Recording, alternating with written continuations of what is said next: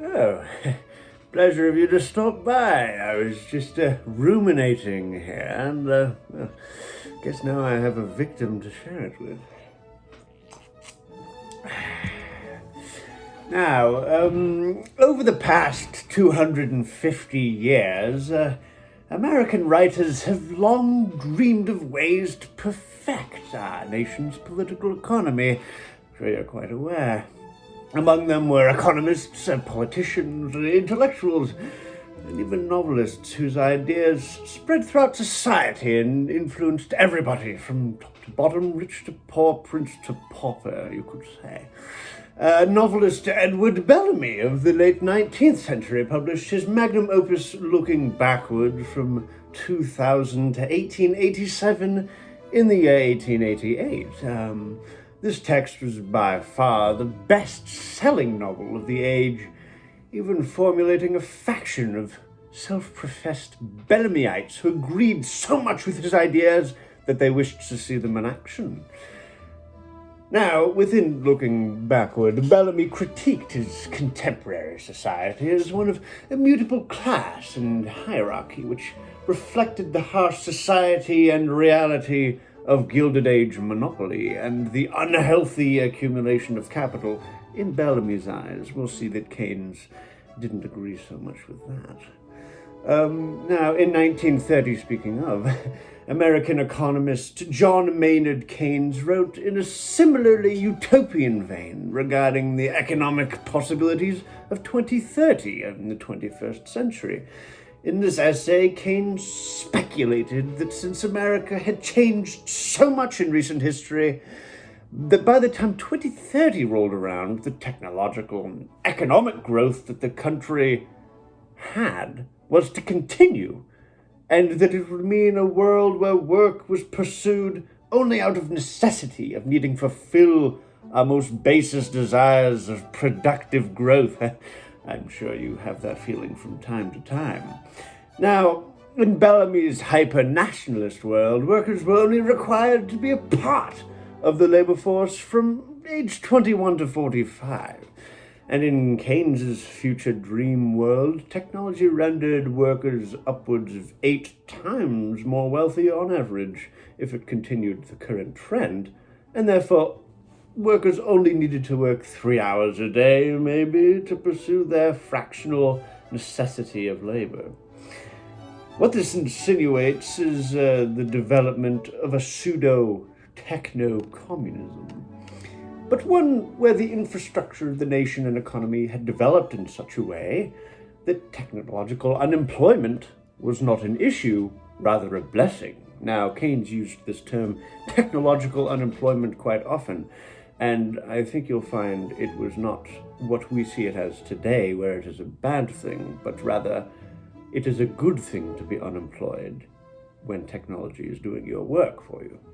At least it ought to be. Now, what Keynes meant by technological unemployment was notable in its flipping of Malthus's theory on its head.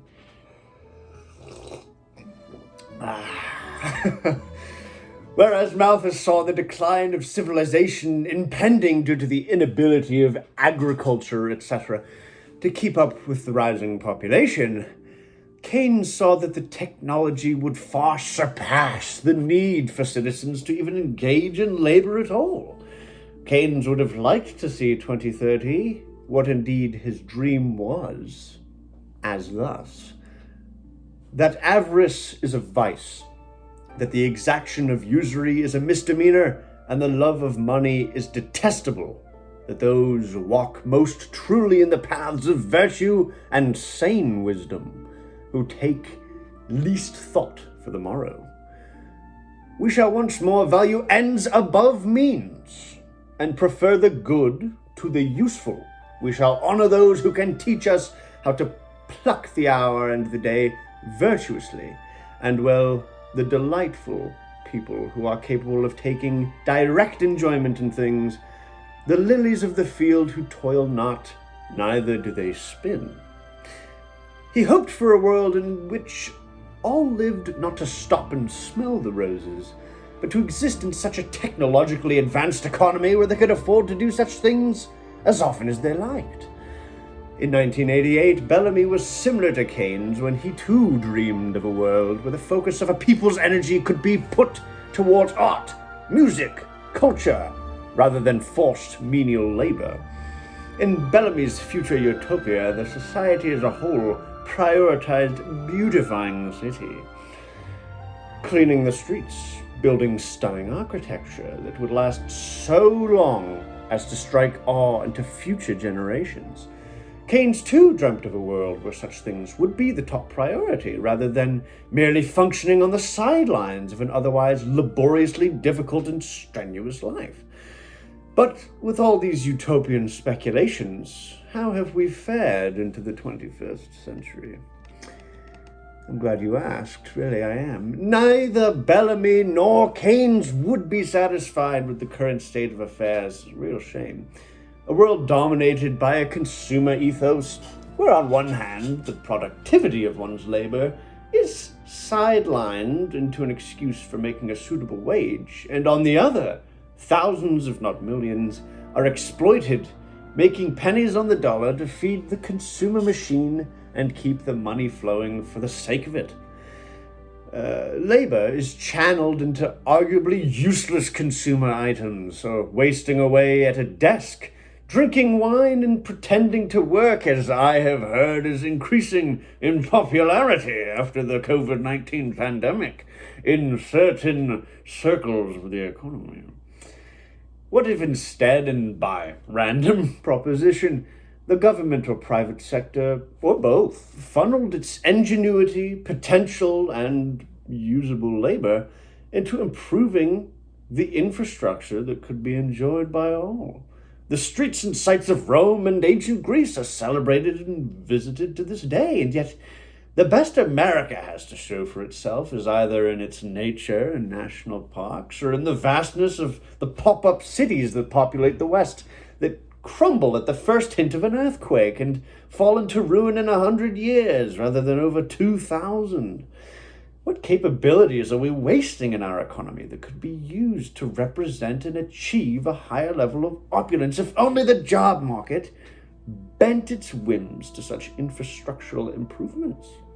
But we have a society based on labor, one that is clinging to the necessities of an era gone by, and an era of wage labor consumerism that would be best abandoned in the name of inspiring some real contributions to society, infrastructure, namely. Now, it is worth mentioning Veblen's theory on the leisure class here, wherein the expression of feigned opulence through conspicuous waste of money should be a relic of the past. Indeed, one could sit at a computer and day trade, essentially gambling, and achieve wealth, yet contribute nothing to society. It is also worth mentioning Hamiltonian distrust in utopian speculators, as found in the Federalist Papers, where radical change is deemed violently dangerous. With Hamilton, I agree on this front, of course, but Bellamy and Keynes were not dreaming of radical change. Well, perhaps Bellamy was to some extent, but Keynes certainly not. Rather, what procedural and incremental institutional growths may be experienced by the United States' ever-evolving state of political economy. Now, today, the prospect of machines driving trucks or AI tools crafting code often scares those who make a living conducting such contributions to society with labor.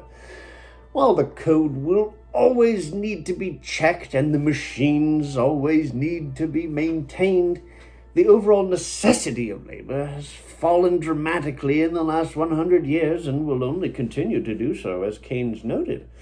The 8-hour workday, which is invaluable for certain sectors of the economy where labor is still in high demand, is becoming a conspicuous waste of time and money for certain vocations where workers earn more than those who physically work and yet once again get to binge drink wine and take 4 half-hour breaks over the course of their 4-hour intensive workday that's really actually 8 hours, as reflected in their paycheck. It is already an excuse for a position, a leftover facet of a system that is no longer required. That is not to say that capitalism is to be abandoned or that socialism and communism are the future, rather quite the opposite. Money in markets is a necessity in the maintenance of proper supply and demand, and at times, indeed, what should be all the time, reflects meaningful contributions to society, as Veblen stated, used to be reality before the leisure class developed. But the recognition that labor is falling in demand and wealth is overall increasing in supply should manipulate the current state of affairs and achieve equilibrium just as the markets meet supply and demand of goods and services. If somebody's job is to, again, sit and drink wine while pretending to work for Microsoft, and yet they make more money than a plumber, I don't have any specific thing I'm referencing here. So, potentially like a job that could also be akin to that is like real estate agents. They don't do anything. They just kind of sell the house and make a bunch of money when they're just kind of touring a house all the day. There's certain jobs that just don't reflect labor very well, but they're just an excuse for money. Something is disastrously wrong. I think we can agree on that. So, no, Keynes's dream for an 8 times wealthier state of affairs have not been achieved.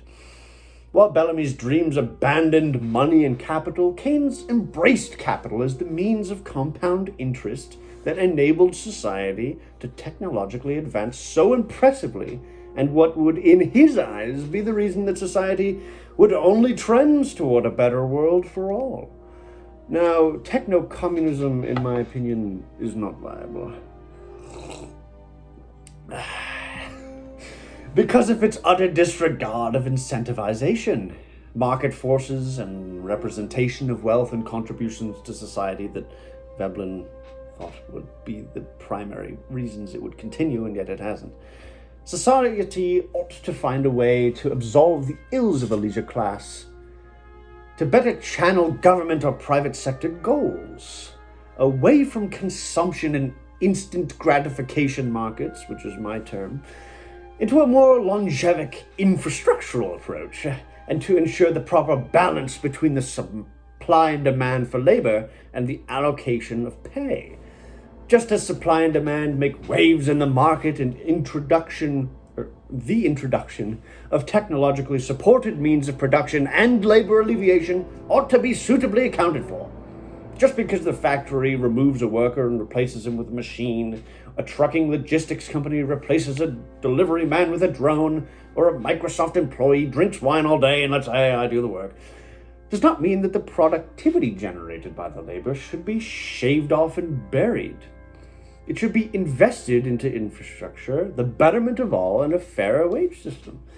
Imagine a world where a tech giant, run entirely by robots, no human labor, suffused its earnings and paid them out to a society in a Keynesian fashion of market stimulation, representing what would have otherwise been paid labor, but achieved by technological means of advancement. This is the intermediary state we are in. Not that world, but the intermediary state, where the labor-based systems of wealth dispersion are still attempting to catch up to a world where labor is becoming more and more unnecessary. Yet the demand for labor is still just as high because it is the only means of securing a living. There is much to do in this world, much indeed. But if we keep working towards a future such as this, maybe Bellamy and Keynes will rest easier, knowing that the world no longer needs to stop and smell the roses. They get to live amongst them. Well, thank you very much for your time. Thank you, Snipe, Dr. Nichols, and the massive audience I have here. And thank you. Have a good day.